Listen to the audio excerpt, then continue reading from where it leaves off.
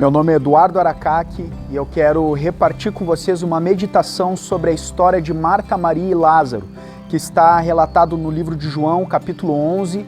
O livro de João é um livro que foi escrito em torno de 80 depois de Cristo.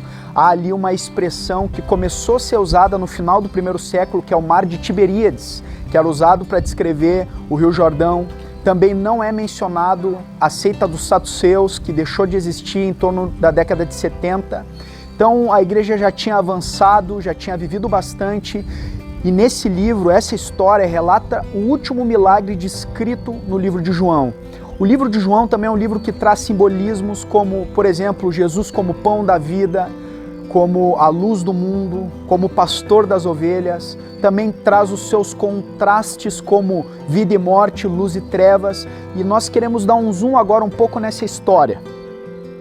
E essa história ela é muito interessante porque ela revela ali três corações.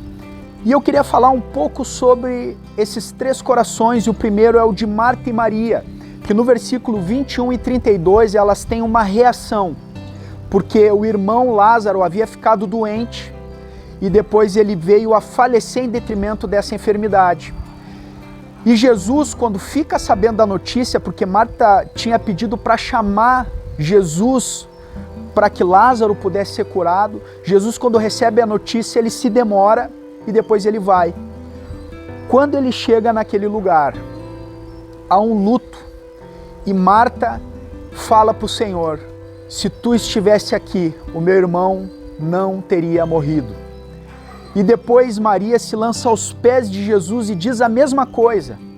Primeiro, eu queria mostrar que essa atitude que nós devemos ter é a atitude de Maria. Vocês devem lembrar em Lucas 10, 42, que Maria, ela tinha esse costume de ficar aos pés do Senhor, contemplando e ouvindo seus ensinos. E o Senhor disse que essa é a boa parte, e essa parte não lhe seria tirada, e essa parte não nos é tirada. Nós temos esse trono de graça e esse livre acesso ao Senhor. Porém, nesse momento, ele revela um pouco do que é o coração humano quando situações acontecem fora daquilo que nós estávamos planejando ou esperando. E nós temos esse sentimento de que parece que o Senhor não estava nos cuidando, nos observando, nos guardando. Essa frase dita por Marta e Maria revela o sentimento humano quando essas situações nos pegam de surpresa. Sejam enfermidades, sejam perdas. Há várias situações na vida que nos desafiam a nossa fé, e Marta e Maria estavam passando por esse desafio. E aí o Senhor fala que Lázaro haveria de ressurgir. Porém Marta, ela fala: eu sei, Senhor, que ele há de ressurgir na ressurreição no último dia.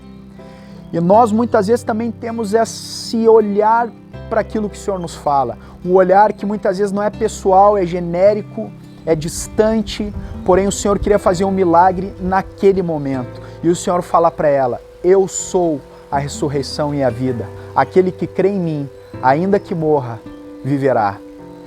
Então Marta, ela vai para essa generalização, e muitas vezes nós também olhamos para as vezes em que a palavra diz que o Senhor nos ama, que o Senhor nos cuida, porém nós achamos que é algo muito geral, porque Deus amou o mundo de tal maneira, porém esse mundo de tal maneira está o teu nome lá, com certeza no singular, no coração do Senhor, e Ele conhece o teu sofrimento, Ele conhece as tuas necessidades, e o que me preocupa nem é tanto o coração de Marta e Maria, mas é o coração do povo, porque o povo diz e comenta que, ora, esse que deu visão aos cegos não poderia ter feito com que este não morresse?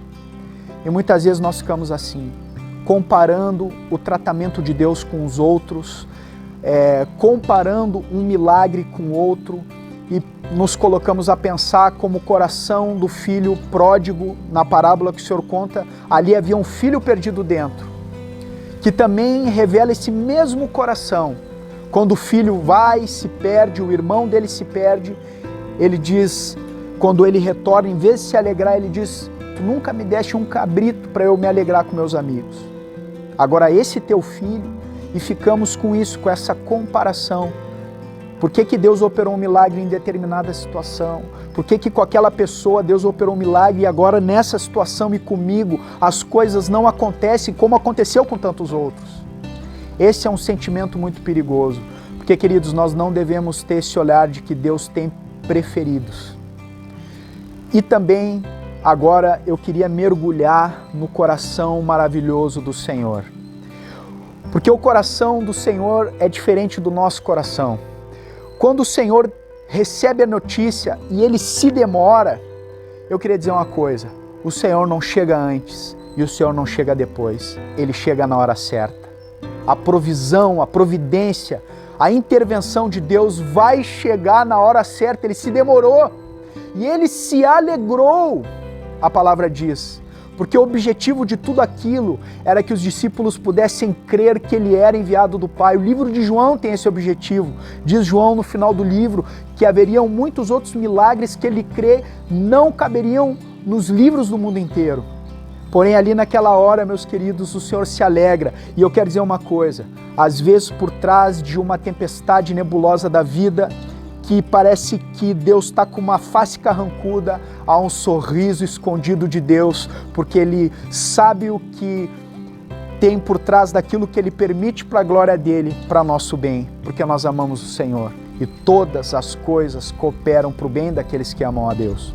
E o Senhor chega lá no quarto dia, e o quarto dia revela a impossibilidade humana, porque havia uma crença judaica de que até o terceiro dia a alma ficava pairando pelo corpo, tentando entrar, e depois do terceiro dia já não era mais possível. E o Senhor chegou no quarto dia. Esse quarto dia revela a impossibilidade humana, mas o pré-requisito para um milagre é a impossibilidade.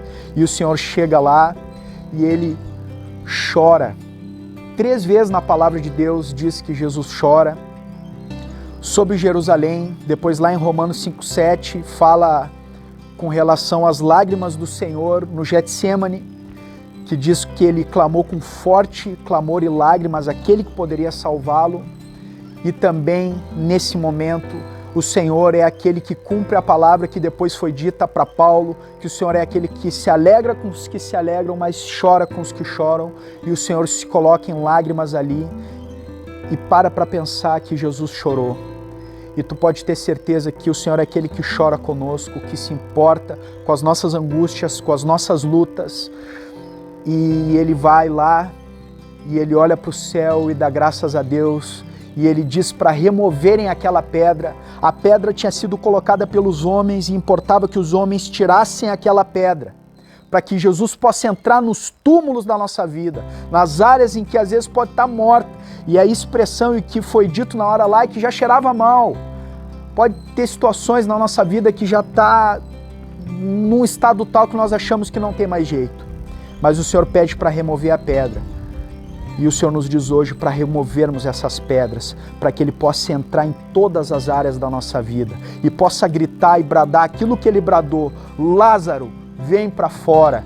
Ele teve que dizer: Lázaro, vem para fora, porque se ele tivesse dito vem para fora, tudo que era morto ia levantar. Mas ele diz: Lázaro, vem para fora. E aquele que estava morto reviveu. Aleluia. Queridos, o Senhor quer que tu remova a pedra e deixe que Ele entre com a palavra de vida na tua vida. Por isso, eu quero encerrar dizendo que esse é o coração do Senhor. Ele está permitindo todo esse tempo, nós não entendemos, mas certamente Ele está cuidando do seu povo como um Pai perfeito, como um Deus fiel que Ele é. Por isso não temam, tomem alento no Senhor, deixa a tua alma descansar nessa soberania de Deus, porque Ele vai chegar, nem antes nem depois, Ele vai chegar com a provisão dEle na hora certa. Deus abençoe.